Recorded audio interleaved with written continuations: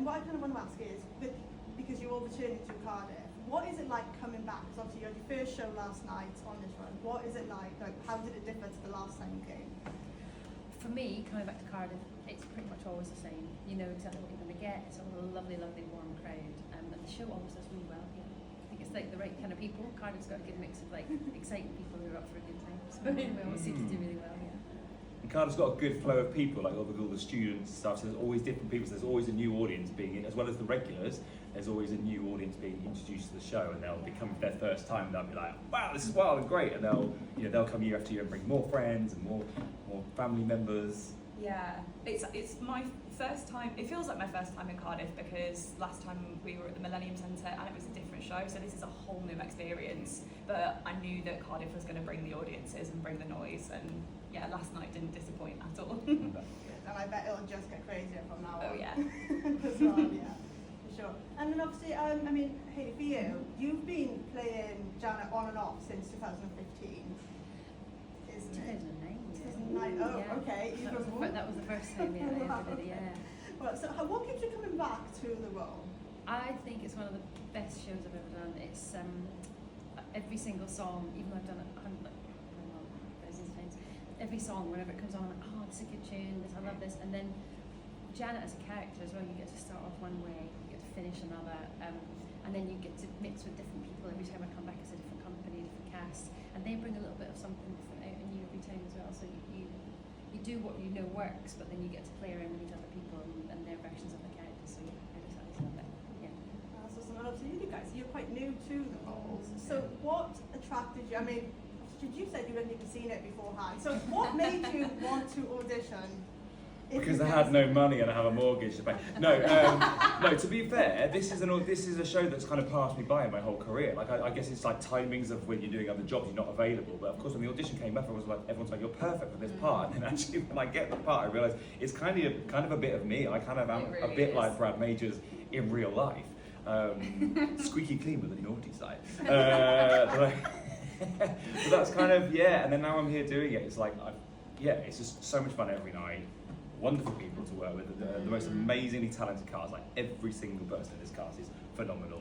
Really proud to be a part of it. We get out there every night and just deliver an awesome show and just have a great time doing it, don't we? Yeah, they say it's the Rocky family, and it really is.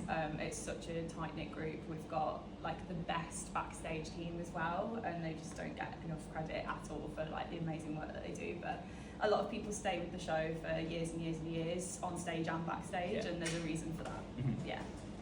And obviously you play two characters as well. I do. So a bit like Hayley, that's what I love about my track. I come out as something very different to this, very pink, very girly.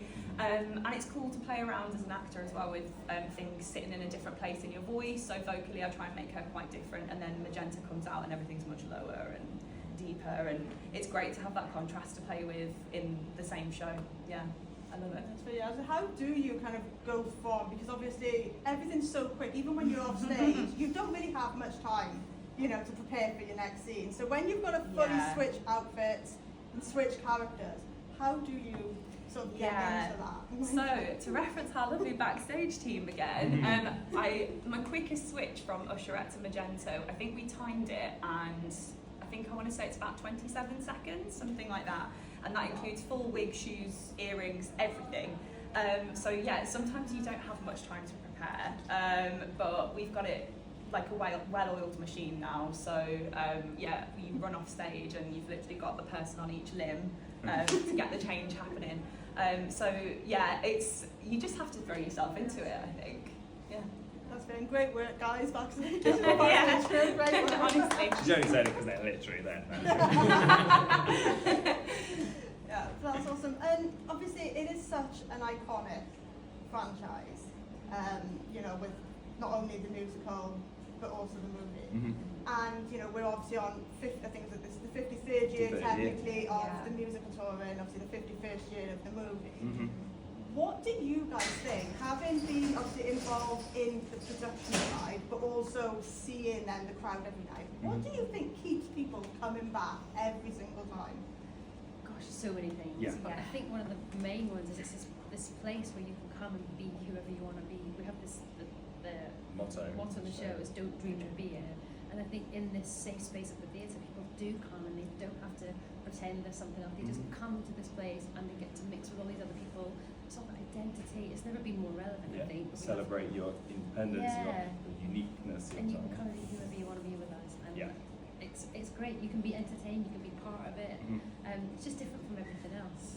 It's such a mixture of music. We've got a live band on stage, which is brilliant. The story is simple, but it's got a real heart to it. I think it pulls people in places they maybe didn't expect to go. Yeah.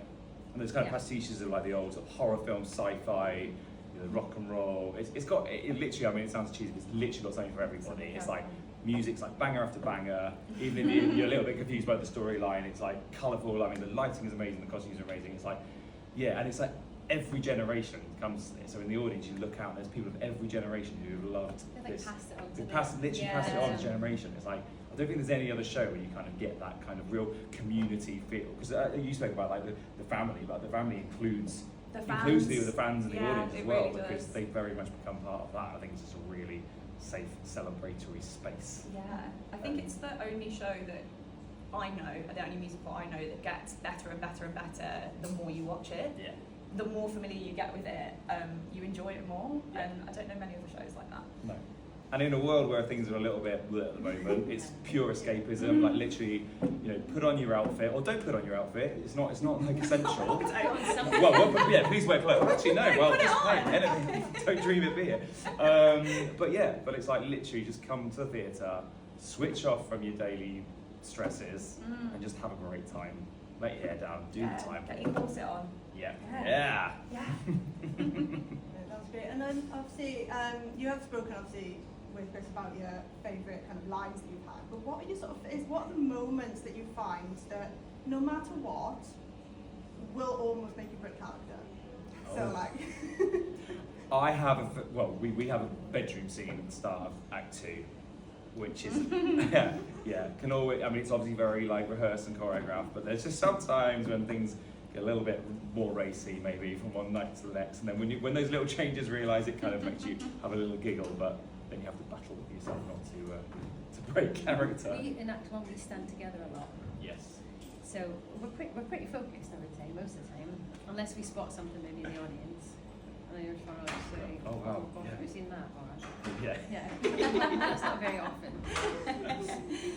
I've got two. I've got a funny one and then also an emotional one. So I watch Columbia's Freak Out every night because I'm back at the Ottoman, so I get a front row view to that every night. And Daisy at Columbia is amazing, and she changes it up every night and just will add things in without telling us. So I also getting to watch the audience's reaction to it. I really struggle sometimes not to laugh. Sometimes I do just laugh. She's really funny. And then also I get a moment at the end of the show as the Usherette where I'm about to pull the curtain and kind of end the show within the show before we do the finale, and quite often the audience sings along with me, and there's a little pause at the end where I stop singing and the audience often carries on singing, and sometimes that makes me break character a little bit because it's really nice, and I just sort of find myself stood there holding this curtain looking out at hundreds of people and thinking, wow, isn't this wonderful, this show that we're a part of? So that's the emotional version. When we were in New Zealand, we had Richard O'Brien was on stage with us, and when the audience, he got them to sing There's a Light Frankenstein Place, and that really choked me as well. Yeah. And we stopped singing and they carried on. And you all the words were like, it was nice. It was really special. And what was that like, actually being on stage with Richard? Yeah, great. The man himself. You get to be part of a show with the creators